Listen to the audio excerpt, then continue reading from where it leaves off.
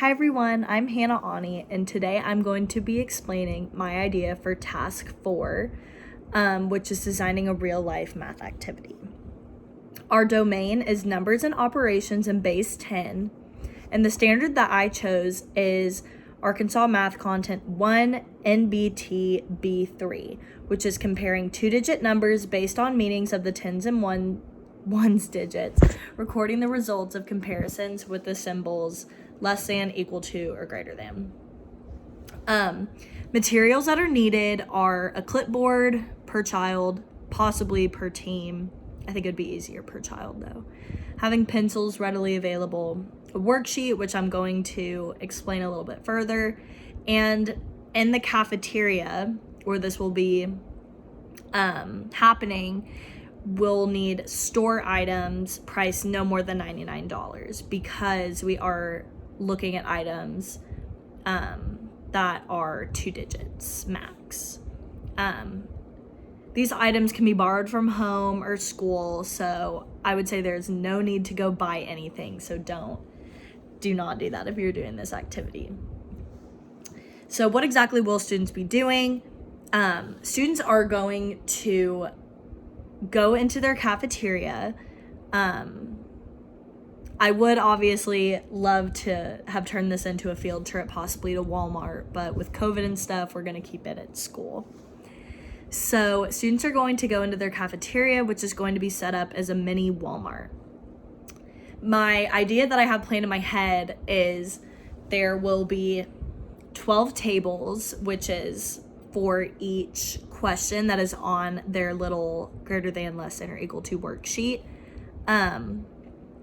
For example, the first problem shows the numbers 17 and 25, and there's an empty box in the middle where they have to put a greater than, less than, or equal to sign. They are going to go to the given table based on the problem. So number 1, they'll find table 1, and there is going to be an item that is $17, and there's going to be an item that is $25. I'm trying to think of an example. Maybe there is a t-shirt or a pair of shorts that are $17, and then maybe there is a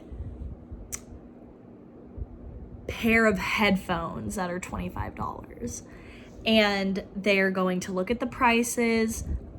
They should come up with the idea that 25 is bigger than 17, and they will have to put either a greater than, less than, or equal to sign.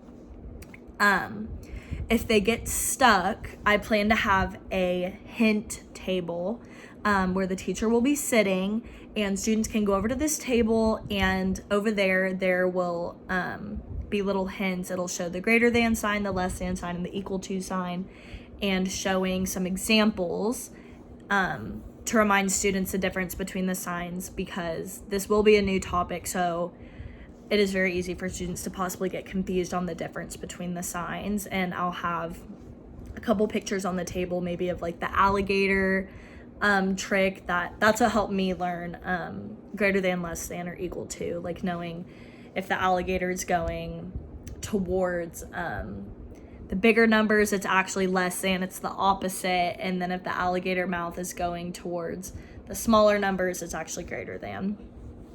So I plan to have a hint table, so if students need to refer to that, they can, and the teacher will be sitting there.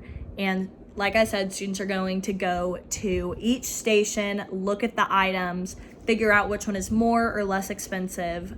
I believe there are 2 stations that are set up to have the same price, so that'll be equal to.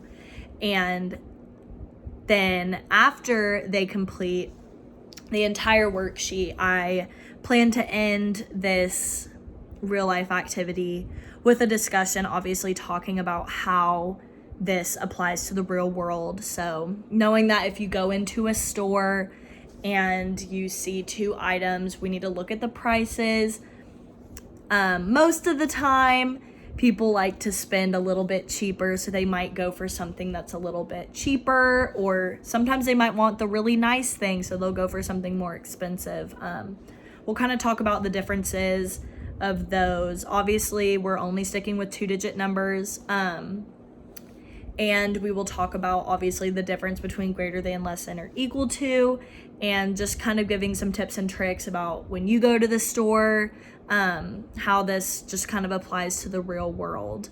So that is kind of what I have in my head.